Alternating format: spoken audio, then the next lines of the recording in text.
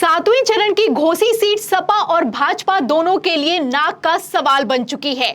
ऐसे में गृह मंत्री अमित शाह भारी टेंशन में दिखाई दे रहे हैं। रातों रात मीटिंग की जा रही है और अमित शाह ने मोर्चा संभाला है। खबर भी मौजूद है, खबर आप देखिए आज तक की, इसमें लिखा भी हुआ है कि बीजेपी को बलिया की ही फिक्र थी या और भी सीटों की, आखिर अमित शाह को मोर्चा क्यों संभालना पड़ा। तो रातों रात मोर्चा संभालना पड़ा है, सिर्फ बलिया की फिक्र नहीं है, और भी सीटों की फिक्र हो रही है और अमित शाह मीटिंग पर मीटिंग कर रहे हैं। लेकिन अमित शाह की सारी चाणक्य नीति तब फेल हो गई जब इसी घोसी सीट पर एक या दो नेता नहीं बल्कि 2 दर्जन से ज्यादा पदाधिकारियों ने सुभाषपा को छोड़ दिया। जी हाँ, राजभर समाज ने बगावत कर दी है और ये बगावत तब हो गई है जब रातों रात गृह मंत्री अमित शाह ने ओपी राजभर से मीटिंग की है।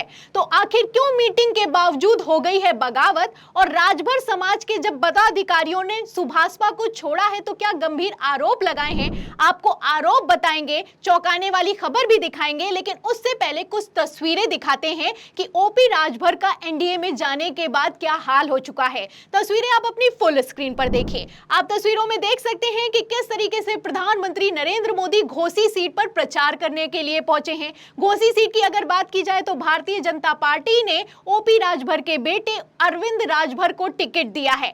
आप देख सकते हैं जैसे ही मोदी जी का भाषण खत्म होता है, जो ओपी राजभर है वो पीछे की तरफ छुपते हुए नजर आते हैं।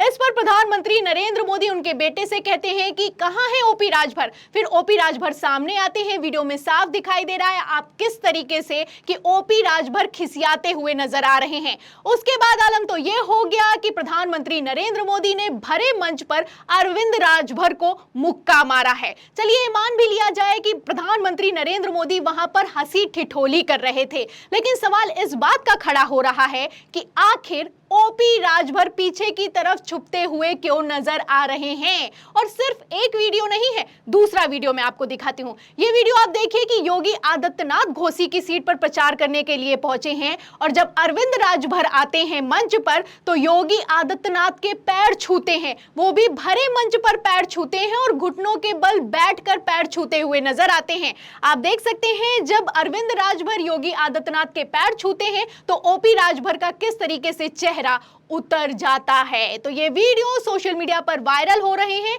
और राजभर समाज का कहना है कि अपमान किया जा रहा है और जबरदस्त अपमान किया जा रहा है। ओपी राजभर कुर्सी के लिए इतना अपमान सह रहे हैं, इतने अपमानित हो रहे हैं, लेकिन अब हम ये अपमान नहीं सह सकते हैं, हम एनडीए के साथ नहीं रह सकते हैं। ये हाल हो चुका है उस घोसी सीट का जिसमें 7वें चरण में वोटिंग होने वाली है। आपको बता दें ये वीडियो सोशल मीडिया पर वायरल भी हो रहे हैं और मुद्दा भी बन चुका है, वो भी वोटिंग से ठीक पहले। देखिए कि यूजर हैं सूर्या समाजवादी, इसी वीडियो को जिसमें ओपी राजभर के बेटे योगी आदित्यनाथ के पैर छूते हुए नजर आते हैं, इस वीडियो को शेयर करते हुए लिखते हैं कि एक सांसद बनने के लिए समाज का स्वाभिमान बेच देना कहां तक उचित है। इसके पहले ब्रजेश पाठक ने अपने समाज के सामने भरी सभा में उठक बैठक करवाया था। राजभर समाज इस अपमान का बदला ओपी राजभर के लाडले को हरा कर लेगा। तो इन वीडियो के सामने आने के बाद अब तो राजभर समाज ने अपना बदला लेना भी शुरू कर दिया है। हालत तो यह हो चुकी है जब वोटिंग के लिए सिर्फ एक दिन का समय बचा है तो बगावत हो रही है, भारी बगावत हो रही है। आप तस्वीरें देख सकते हैं कि किस तरीके से 2 दर्जन से ज्यादा पदाधिकारियों ने सुभाषपा का साथ छोड़ दिया है। ओपी राजभर को घोसी सीट पर कितना तगड़ा झटका लगा है आप इन तस्वीरों से अंदाजा लगा सकते हैं। जहां एक तरफ बगावत की गई है, वहीं दूसरी तरफ पार्टी को छोड़ते हुए जो आरोप लगाए गए हैं वो अपने आप में बेहद गंभीर हैं। तो क्या आरोप लगाए गए हैं, ध्यान से सुनिएगा। खबर आप देखिए एबीपी की। देखिए इसमें लिखा है कि वोटिंग से पहले ओम प्रकाश राजभर को बड़ा झटका, 2 दर्जन नेताओं ने छोड़ी पार्टी, लगाए गंभीर आरोप। तो क्या आरोप लगाए गए हैं, मैं आपको खबर की मेन लाइन पढ़कर सुना देती हूं। देखिए इसमें खबर में लिखा है कि राजभर समाज के लोगों को अपने तरफ करने के लिए ओम प्रकाश राजभर कार्यकर्ताओं से गाली दिलवाते हैं और बड़े लोगों को गाली दिलवाकर छोटे लोगों को अपने ओर करने का काम करते हैं। तो आप देख सकते हैं कि खेला कितने चरम पर चल रहा है। कार्यकर्ताओं को गाली खिलवाई जा रही है और इसलिए खिलवाई जा रही है ताकि छोटे लोगों को अपनी तरफ कर सके। लेकिन ये छोटे लोग हों चाहे बड़े लोग हों, बीजेपी या फिर की एनडीए या फिर की सुभाषपा की तरफ जाने के लिए तैयार नहीं है।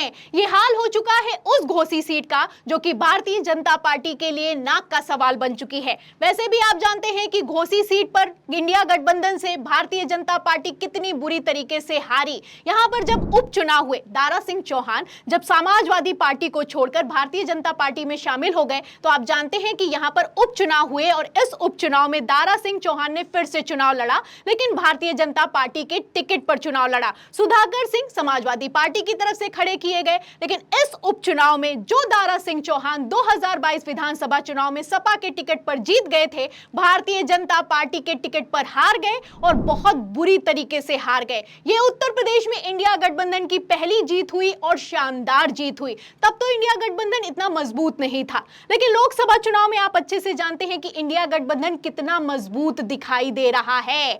ऐसे हालातों में घोसी तो क्या, 13 सीटों में से कई सीटें फंसती हुई नजर आ रही हैं, जिसमें 7वें चरण में वोटिंग होने वाली है। और अगर घोसी सीट की बात की जाए तो यहां पर मैं आपको बता दूं कि अरविंद राजभर को सुभाषपा की तरफ से टिकट दिया गया है, यानी कि एनडीए की तरफ से टिकट दिया गया है। राजीव राय को समाजवादी पार्टी की तरफ से टिकट दिया गया है, यानी कि इंडिया गठबंधन की तरफ से टिकट दिया गया है। वहीं बसपा की तरफ से बालकृष्ण चौहान मैदान में हैं। तो आप देख सकते हैं कि भाजपा और सपा के बीच कांटे की टक्कर है। वैसे भी बसपा का वोटर मायावती से नाराज है, और कितना नाराज है आप इस बात से अंदाजा लगा सकते हैं कि दलित वोटर मायावती को वोट करना तो दूर की बात है, विरोध करता हुआ नजर आ रहा है। जिस तरीके से मायावती इंडिया गठबंधन में शामिल नहीं हुई और भारतीय जनता पार्टी की बी टीम का काम कर रही हैं, उसके बाद से तो बगावत हो गई है। और अगर घोसी सीट पर जातीय समीकरण की बात की जाए तो यहां पर मैं आपको बता दूं, दलित वोटर है 5 लाख, चौहान है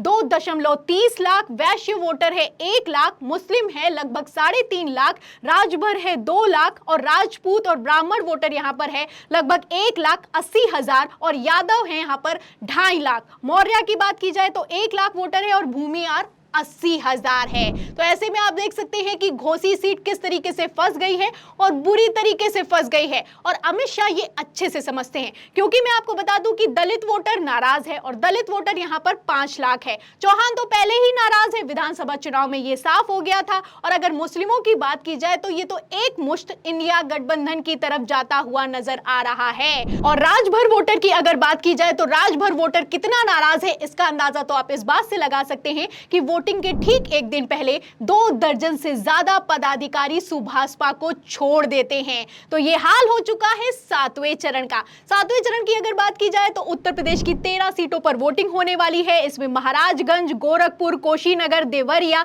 बांसगांव, घोसी, सलेमपुर, बलिया, गाजीपुर, चंदौली, वाराणसी, मिर्जापुर और रॉबर्ट्सगंज शामिल हैं। इसमें से कई सीटें फंस गई हैं। इसीलिए अमित शाह हैरान हैं, परेशान हैं। मीटिंग पर मीटिंग बुलाई जा रही है, लेकिन मीटिंग के बावजूद बात बनती हुई नजर नहीं आ रही है। तो 7वें चरण की वोटिंग में आपको क्या लगता है कि उत्तर प्रदेश में भारतीय जनता पार्टी का क्या होने वाला है, और सबसे बड़ी बात घोसी सीट पर क्या होने वाला है? जो भी आपकी राय है हमें कमेंट बॉक्स में जरूर लिखें। वीडियो को ज्यादा से ज्यादा शेयर करें, सब्सक्राइबर बटन दबाएं, हमारे चैनल को लाइक करें, ज्वाइन करें। फिर मिलते हैं अगली खबर के साथ, तब तक के लिए धन्यवाद।